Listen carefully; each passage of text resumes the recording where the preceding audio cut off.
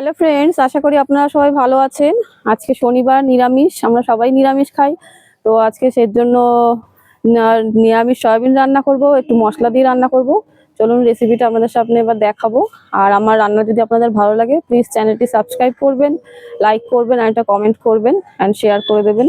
চলুন এবার রান্নার রেসিপিটা দেখা যাক। এখানে 100 গ্রাম মতো সয়াবিন নিয়ে নিয়েছি। এটা ফোটানো জলে 10 থেকে 15 মিনিট মতো ভিজিয়ে রেখেছিলাম, তাতেই নরম হয়ে যাবে। আর মাঝারি সাইজের দুটো আলু ছোট ছোট করে কেটে নিয়েছি। এখানে আছে 1 চামচ আদা বাটা, ছোট একটা টমেটো সেটা ছোট ছোট করে কেটে নিয়েছি। আর লঙ্কা গুঁড়ো আছে পরিমাণ মতো। আর এখানে আছে আপনার জিরে গুঁড়ো আছে 1/2 চামচ মতো। ধনে, এটা আমি ভাজা মশলা একটা তৈরি করে নেব, তার জন্য 1/2 চামচ ধনে, একটা শুকনো লঙ্কা, গোটা গরম মশলা, গোটা জিরে, মৌরি, তেজপাতা। এটা আমি শুকনো ভেজে নেব। আর এখানে আছে আপনার গোটা জিরে, তেজপাতা, এটা ফোড়নের জন্য দেব। কড়াইটা আবার গরম করে নিয়েছি, নিয়ে যে ভাজা মশলা তৈরি করব তার জন্য এগুলো দিয়ে দিলাম। দিয়ে এবার 2 মিনিট মতো ভেজে নেব।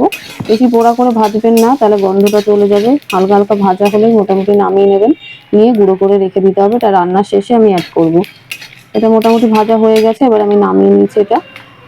এখানে তেল গরম করতে দিয়েছি, দিয়ে এবার রান্নাটা শুরু করব। দেখুন মোটামুটি অনেকটাই তেল দিয়েছি, বেশ তাহলে কষা কষা হবে, সুন্দর খেতে হবে। তেলটা গরম হয়ে গেছে।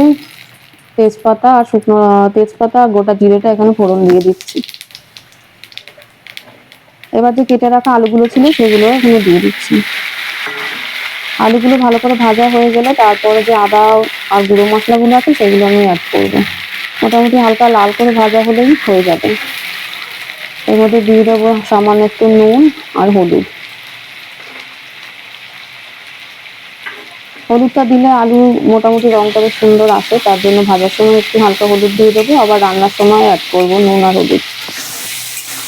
দেখুন এখানে ভালো করে ভেজে নিচ্ছি। এবার আমি এটা লাল করে ভাজা হলে তারপরে আদা বাটা আর যে মশলাগুলো আছে সেগুলো দিয়ে দেবো।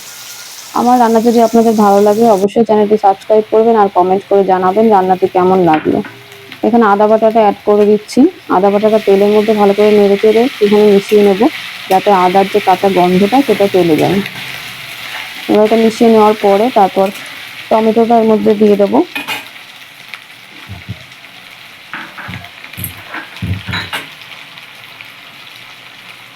এর মধ্যে দিয়ে দিচ্ছি জিরে গুঁড়ো আর লঙ্কা গুঁড়ো দেবেন পরিমাণ মতো, যে যেমন আপনারা ঝালটা পছন্দ করেন। আমি খুব বেশি ঝাল পছন্দ করি না, আমার বাচ্চা আছে বাড়িতে, তার জন্য বেশি ঝাল পছন্দ করে না, তার জন্য লঙ্কা গুঁড়োটা কমই দেবো।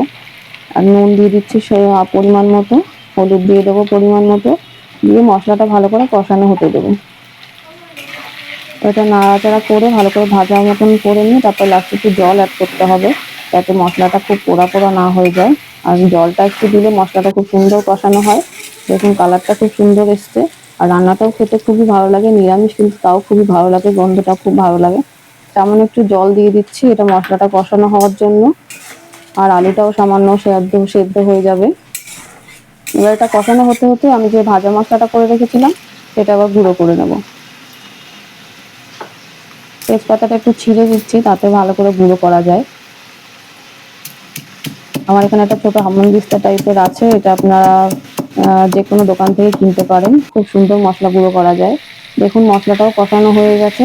এবার আমি যে ধুয়ে রাখা সয়াবিনগুলো আছে সেগুলোর মধ্যে অ্যাড করে নেবো। সয়াবিন থেকে ভালো করে জলটা চিপে নেবেন, তাহলে সয়াবিনের যে একটা গন্ধ থাকে সেই গন্ধটা চলে যাবে আর খেতেও ভালো লাগবে। এবার এখানে আমি একটু চিনি দিয়ে দিচ্ছি, যেহেতু নিরামিষ রান্না সেক্ষেত্রে একটু চিনি দিলে বেশ খেতে ভালো লাগে, টক মিষ্টি ঝালটা বেশ ভালো লাগে খেতে। এবার আমি সয়াবিনগুলো এর মধ্যে অ্যাড করে দেবো।